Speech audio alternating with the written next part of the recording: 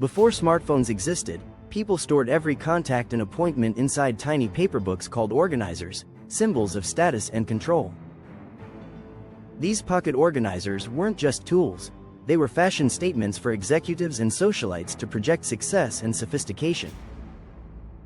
In Japan's factories, calculator engineers dreamed of replacing paper with electronics, a digital assistant for the modern worker. In 1980, Sharp released the PC 1210, a tiny pocket computer that could run basic programs and fit inside a shirt pocket. By 1983, Casio's PF3000 added a digital address book and sorting function, the first time data felt alive inside a machine. These organizers seemed like magic, sorting information faster than humans could write, a glimpse of automation in daily life. Meanwhile, in London, a physicist named David Potter watched microprocessors and saw a chance to make computing personal. Potter founded Psion with university friends, writing software for Sinclair computers in a tiny London apartment.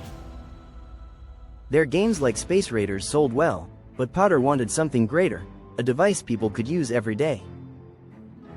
In 1984, he released the Psion Organizer I, a plastic device with tiny screen and EPROM memory chips.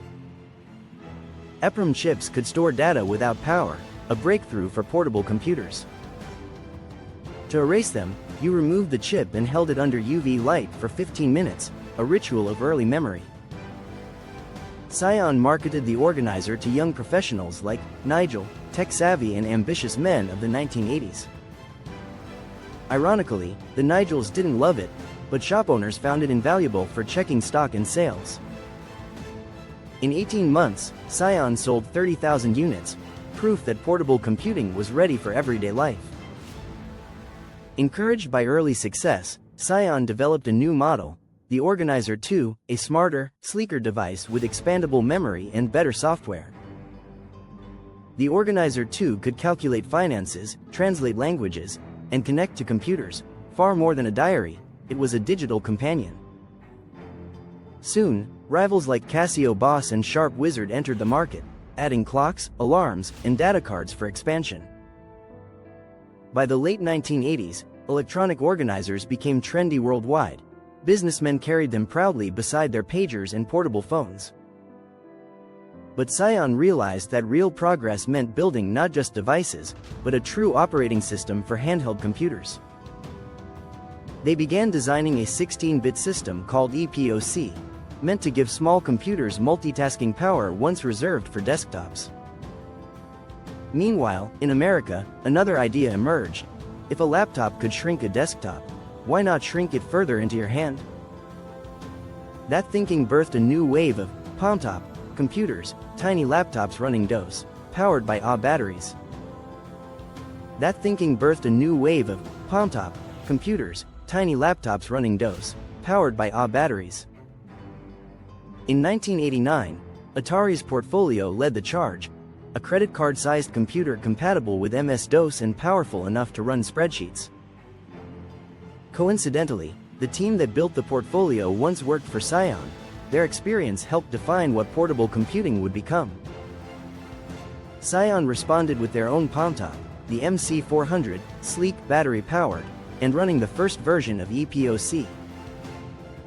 Reviewers praised its design and touchpad but criticized its high price and lack of DOS compatibility, a fatal flaw. By 1990, Psion's profits plummeted, and their stock collapsed. The company needed a reinvention to survive. Inside Psion's offices, a new question arose. Should their next device be another organizer, or a true computer in your pocket? In 1991, Psion returned with the Series 3, a clamshell organizer combining design elegance, low power use, and true computing functions. It featured a QWERTY keyboard, spreadsheet, word processor, and scheduler, the first handheld that truly felt like a computer. Engineers cleverly hid two AA batteries inside its hinge, creating a compact and elegant design admired by users and reviewers alike. Psion expected to sell 5,000 units per month, but instead, over 100,000 flew off shelves in the first few months.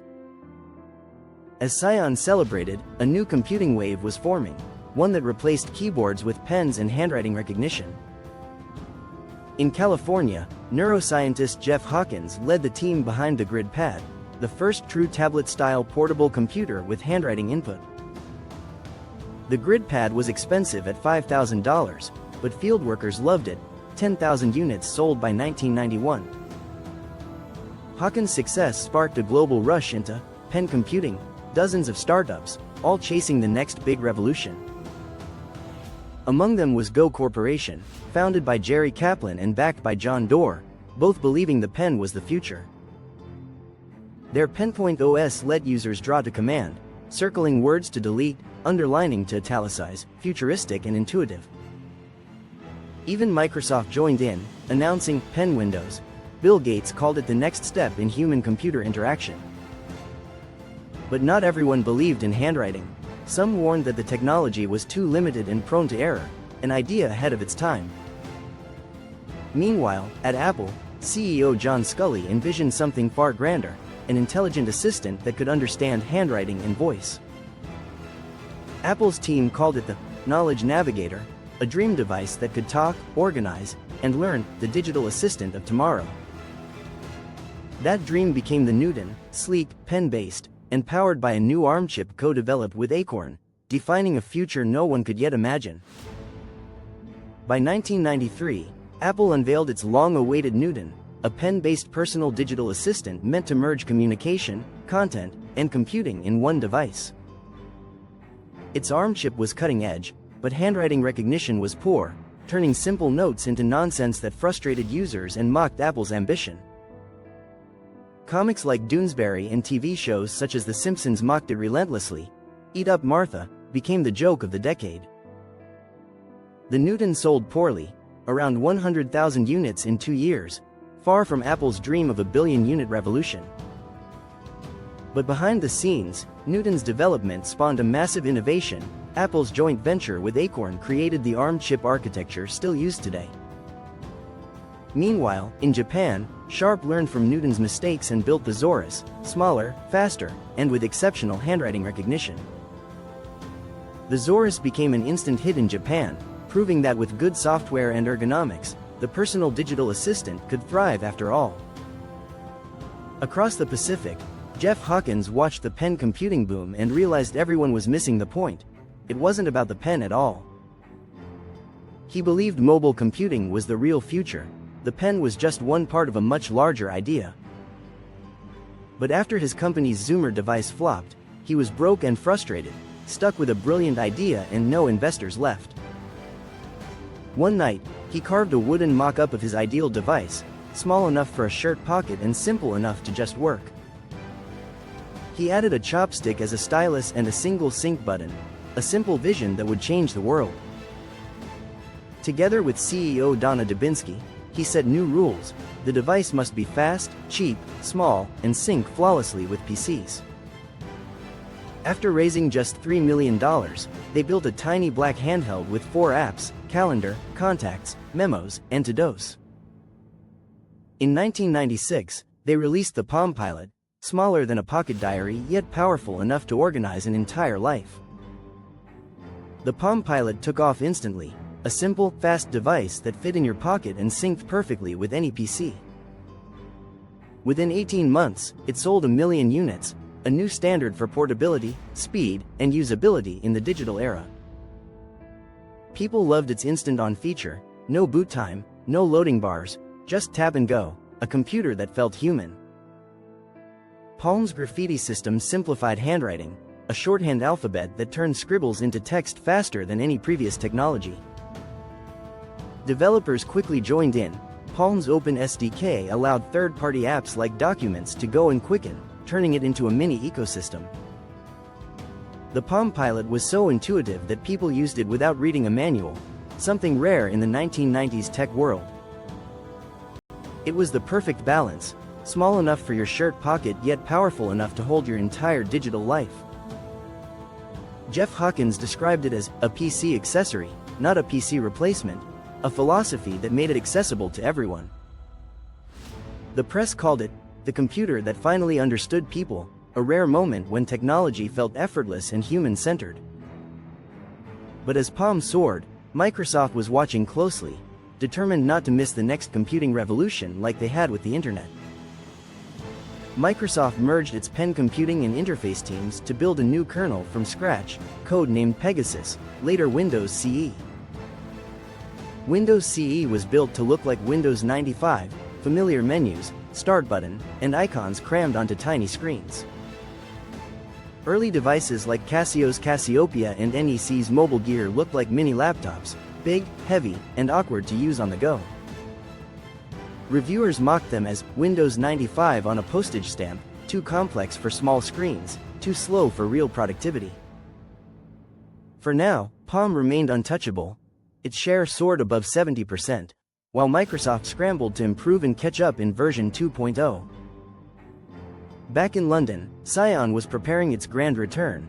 The Series 5, elegant, foldable, and powered by the advanced 32-bit EPOC 32 OS. It was sleek, fast, and beautifully designed, a true miniature computer that ran multitasking apps, scripts, and even word processing. Reviewers loved it, but it cost 10 times more to develop than its predecessor. Profits vanished as sales lagged. Despite glowing reviews, the Series 5 struggled commercially, and investors began to lose confidence in Psion's future. But a new idea was taking shape. Psion would share its software instead of competing with bigger hardware players. In 1998, Psion partnered with Nokia, Ericsson, and Motorola to create Symbian, a universal mobile operating system for the next generation of phones. Symbian merged Psion's EPOC roots with new telecom features, multitasking, messaging, and real-time connectivity designed for GSM networks. When Nokia released its Communicator series, the line between phone and computer disappeared. The first true smartphones had arrived.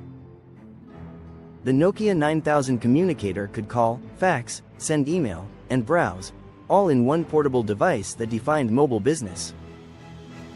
Symbian OS quickly became Europe's dominant mobile platform, powering millions of devices and giving Nokia an unmatched lead over global competitors. Across the Atlantic, another handheld threat emerged, the BlackBerry, blending email with mobility and pulling corporate America into the mobile era. The PDA, once a standalone gadget, was merging into phones. Convergence had arrived, and the world would never look back. By 2000, PDAs had evolved into smartphones, compact, connected, and intelligent, everything the pioneers of the 1980s had dreamed of. Psion eventually exited the consumer market, but its software legacy lived on, inside Symbian, inside Nokia, and deep within smartphone DNA. The story of the PDA ended not in failure, but transformation. It didn't die, it simply evolved into the smartphone in your hand today.